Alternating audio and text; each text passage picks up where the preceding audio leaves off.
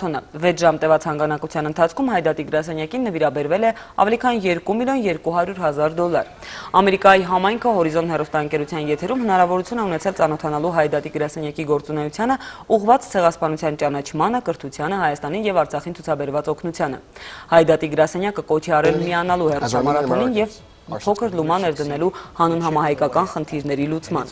Միջոցառմանն իրենց աջակցությունն էին բերել ամերիկահայ համայնքի բազմաթիվ հայտնի ներկայացուցիչներ։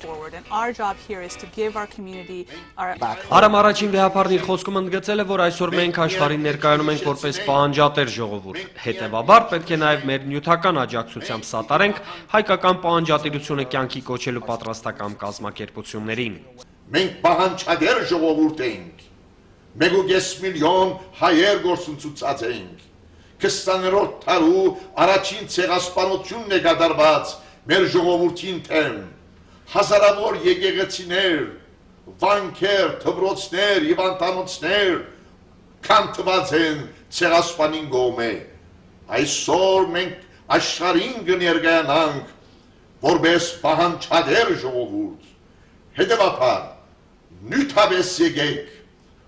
մասնագից դառնանք այն առաքելության, որուն նպատակն է հայ ժողովրդի պահանջատիրությունը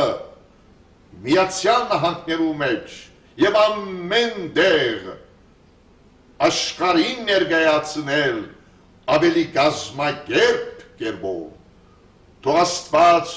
օգնի ձեր բոլորը։ Ամերիկայի Հայդատի հեռուստամարաթոնին միանալու կոչեր են հնչել Սփյուռքահայ բազմաթիվ համայնքներից, Եվրոպայից, Միջին Արևելյան ու Լատին ամերիկյան երկրներից։ Մեր հայրենակիցները հորդորել են նպաստել լոբիստական աշխատանքների շարունակմանը, որոնք ի վերջո հանգեցնելու են հայոց ցեղասպանության ամերիկյան ճանաչման ապահովմանը։ Իդեպ հեռուստամարաթոնին զորակցել է նաև ամերիկահայ մոդել ռեալիթի շոուի հայտնի հեռուստաաստղ Քիմ Քարդաշյանը, որի տեսաուղերձը դիտողների մեծ բանակ է ապահովել YouTube-ում եւ այլ կայքերում։ Քանի որ բոլորս էլ անարդարության ականատեսն ենք այսօրվա աշխարհում եւ բոլորս էլ պայքարում ենք ամենուր բռնություններն ու զանգվածային սպանություններն արմատախիլ անելու դեմ, ես անում եմ այն, ինչ ճիշտ է եւ իմ լուման եմ ներդնում հայոց ցեղասպանության ճանաչման գործում։ Մարգությունը պետք է ճանաչի անցյալի ցեղասպանությունները, որպեսզի մենք կարողանանք կանխել դրանց կրկնությունն ապագայում։ Ահա թե ինչու եմ ես սատարում եւ աջակցում Ամերիկայի Հայդատի գրասենյակի հեռուստամարաթոնին։ Ձեր ձայնն ու ջանքը իմի հետ համատեղեք,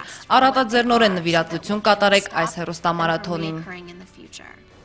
Այսօր հայկական կարևորագույն թերթերից մեկի Ազդակի Հոբելյանն է, հիմնադրման 85-րդ տարեդարձը։ Ազդակի պատմությունը սկսվում է 1927 թվականից, հիմնադրվելով Լիբանանում որպես մասնավոր թերթ, Ազդակը սակայն դաշնակցության տրամադրության տակ է առաջին օրվանից։ Իսկ 1965 թվականից ամբողջովին փոխանցվել է Հոիդային որպես Լիբանանի կենտրոնական կոմիտեի պաշտոնաթերթ։ 2002-ից Ազդակը ունի իր կայքեջը, ամենաընթերցվող կայքը Սփյուռքում։ Վերջերս սկսել է հրապարակվել նաև թերթի արաբերեն տարբերակը, ավելացել են նաև նոր գունավոր տպարանի հնարավորությունները։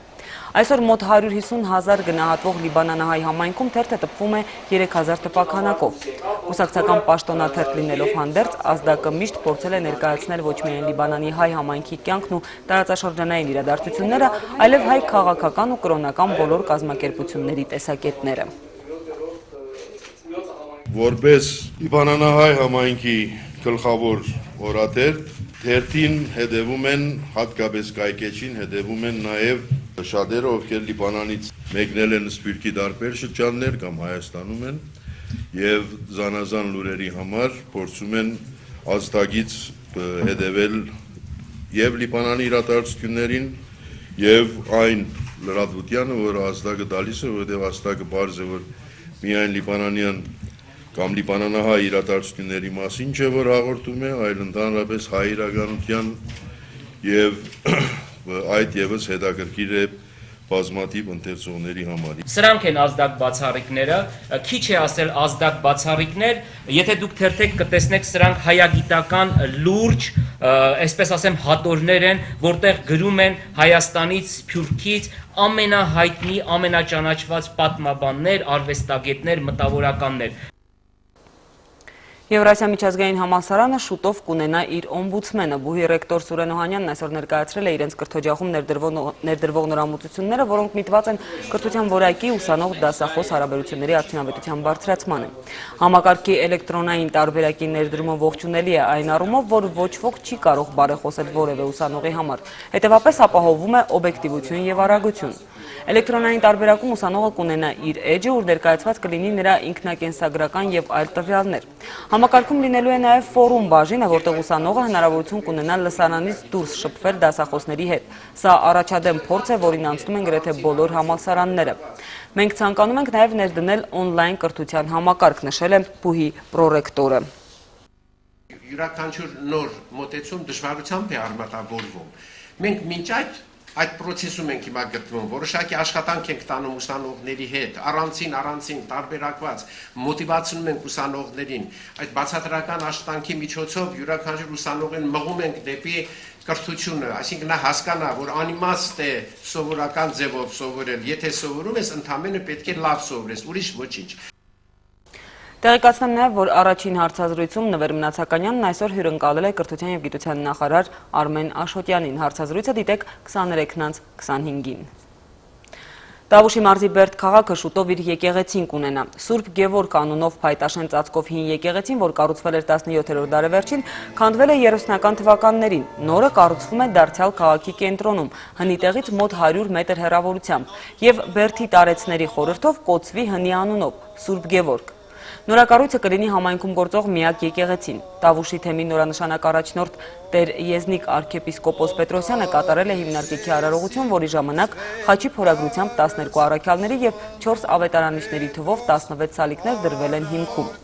Անհրաժեշտ գումարի մեծ մասը հանձնարարել է ամերիկահայ բարերար Ջոն Սթիվենսը, մի մասն էլ համայնքը եւ եկեղեցին կառուցող Այգեձոր շինարարական կազմակերպությունը։ Պատրաստվում ենք կառուցել մի եկեղեցի, որը հավատացյալների ամբողջությունն է, որը ձեր բոլորի ամբողջությունն է։ Եկեղեցի, որը հայ ժողովրդի համար միայն կրոնական նշանակություն չունի, այլ նաև ազգային նշանակություն ունի։ Որևէ եկեղեցական կառույց, ինչքան էլ որ այն գեղեցիկ լինի, ինչքան էլ որ այն շքեղ, մեծ եւ բարձր լինի, եթե չունենա հավատացյալներ, արժեք չի ունենա։ Կկառուցվի Հրազդան մարզադաշտի հարակից տարածքում առևտրի կենտրոն, թե ոչ, առայժմ հայտնի չէ։ Հանրային խորհուրդը դեմ է դրան։ Բանն այն է, որ առևտրի կենտրոն կառուցելու համար նախատեսված վայրը ծառայում է արտակարգ իրավիճակների կանխարգելման, տարհանման եւ առաջնահերթ վթարափրկարարական աշխատանքներ կատարելու նպատակին, եւ այդ վայրում խոշոր կենտրոնի կառուցումն ըստ մասնագետների հակացուցված է բոլոր առումներով։ Կա սակայն հարցի մյուս կողմը, որ առևտրի կենտրոնը, ինչպես ժամանակին ոչ աշխատանքային օրերին գործող Հրազդան տոնավաճառը, ծառայելու է մարզադաշտի ծախսերը ինչ-որ չափով թեթևացնելուն, ասել է մարզադաշտի սեփականատիրոջ ներկայացուցիչը։ Ամեն դեպքում հանրային խորհրդի հատուկ ենթ հանձնաժողովը անթույլատրելի է համարում առևտրի կենտրոնի կառուցումը։ Նույն կարծիքին է նաև Հայաստանի ֆուտբոլի ֆեդերացիայի նախագահ Ռուբեն Հայրապետյանը։ Քննարկվում է նաև մեկ այլ մարզադաշտը պատմության եւ մշակույթի անշարժ հուշարձանների պետական ցուցակում վերականգնելու հարցը։ Չի կարելի մարզադաշտի կողքերը նման կառույցը լինելու, որովհետեւ եւ UEFA-ն, եւ FIFA-ն, եւ մեր MCS-ը նույնպես ներկայացրել են դրա վտանգավորության հետևանքները։ Մեր մարզադաշտի 70% հանդիսատեսը հենց էվակուացվում է այդ արևմտյան կողմով եւ չի կարա այնտեղ Աստված մի արասցի որևէ բան եղավ, բնական աղետ եղավ, որևէ բանում մենք չենք կարող այնտեղից էվակուացնել ժողովուրդը։ Պատահական չի, որ նույնիսկ Ձեռնագավեստի Եղեռնի հուշարձանի արկայության պայմաններում տեղավորվեց այստեղ, որովհետև սա նախատեսված է որպես համաքաղաքային սպորտի եւ հանգստի այգի։ Եթե չի լինում համաքաղաքային նշանակության այսպիսի համալիրներ, ուրեմն ոչ միայն այստեղ չի կարելի անցկացնել հանրապետական լուրջ մրցումներ, այլ մենք դուրս ենք մնում ընդհանրապես այն բոլոր տարածաշրջանային միջոցառումներից։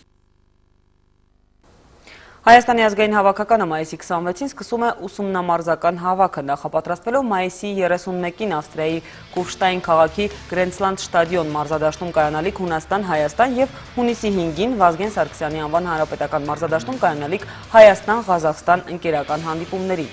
Մայիսի 26-ից ազգային հավաքականը կհանգրվանի Հայաստանի ֆուտբոլի ֆեդերացիայի տեխնիկական կենտրոնում ֆուտբոլի ակադեմիայում։ Հայաստանի ազգային հավաքականի մարզչական շտաբը Վարդան Մինասյանի գլխավորությամբ հավաքական է հրավիրել 20 ֆուտբոլիստի։ 2 տարուց 100-ամյակը կբոլորի Վարդատոնը, որ նվիրված է մեծ քնարերգուին։ Սայաթնովայի 300-ամյակի կապակցությամբ այս տարի Վարդատոնը մեծ շուկով նշվել է նաև Երևանում։ Կիրակի մայրաքաղաքում բոլորը վարակված էին միջնադարյան աշուղի տաղերով եւ սիրաբուխ երգերով։ Աշուղ Սայաթնովայի 300-ամյակը Երևանում տոնվեց վարդերով ու երգերով։ Մեծ քնարերգուի հանդեպ խորին հարգանքով միջոցառման մասնակիցները խորհրդանշական մեկական վարդ խոնարհեցին նրա հուշարձան աղբյուրի առաջ։ Անգնահատելի է այն ներդրումը, որ ունեցավ Սայաթնովան հայ երգարվեստի զարգացման ու պահպանման գործում։ Քնարերգուի ստեղծագործությունները 100-ամյակների փորձություն են անցել եւ մեր օրերում հնչում են նույնքան սրտագին ու սրտառատ։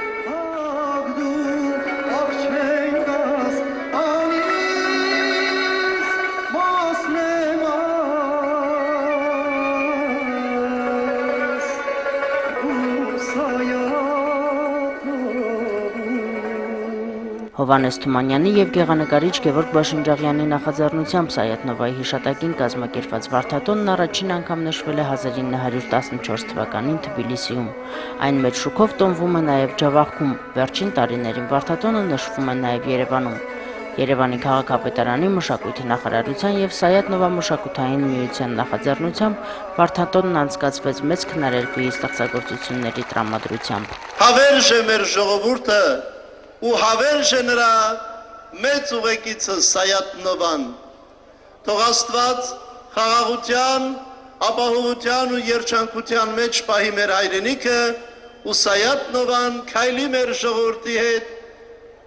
հար ու հարատև դար ու դարեր։ Հայ-աշուղական արվեստի մերօրյա քնարերգուները խոստովանում են, որ Սայաթնովան իրենց ուսուցիչն է եւ որ ստեղծագործելիս Սայաթնովայական հանգն անպակաս է։ Ինչ խելքս հասավ դպրոցում, այդ օրվանից սիրեցի Սայաթնովային, սիրեցի իրեն արվեստը եւ այսօր իմ ստեղծագործություններում համարյա թե բոլոր երգերի մեջ մի փոքր ուզում եմ դնել Սայաթնովայի ավյունը, Սայաթնովայի հանգը, Սայաթնովայի գեղեցիկը, որ դրել է իր երգերի մեջ։ Աշուղ Սայաթնովայի քնարերգությունը կենսունակ է, դրա ապրելու իրավունքը պաշտպանում են բոլոր նրանք, ովքեր հնչեցնում են միջնադարյան աշուղի երգերը, երգեր, որ ազգային ինքնության վկայություններ են։ Լիանա Կարապետյան, Հակոբ Թումանյան, Առաջին լրատվական։ Երևանում մեկնարկած ազգային պատկերասրահ միջազգային երաժշտական 8-րդ փառատոնի շրջանակում վաղը Կոմիտասի անվան կամերային երաժշտության տանը տեղի կունենա Թբիլիսիի օպերային թատրոնի մեներքիչների Սուլիկո անսամբլի համերգը։ Այսօր վրացի մեներքիչները հանդիպել են լրագրողների հետ ներկայացրել անսամբլի ստեղծման պատմությունն ու վաղը կայանալիք համերգի երգացանկը։ Ազգային պատկերասրահ միջազգային փառատոնն ի դեպ մեր մայրաքաղաքում ապրիլի 28-ից մայիսի 26-ը անցկացվում է Vivassel MTS ընկերության հովանավորությամբ։ Համերգային ծրագրում ընդգրկված են արևմտաեվրոպական ու վրացի կոմպոզիտորների դասական ստեղծագործություններ, ինչպես նաև վրացական հոգևոր ու ժողովրդական երգերը։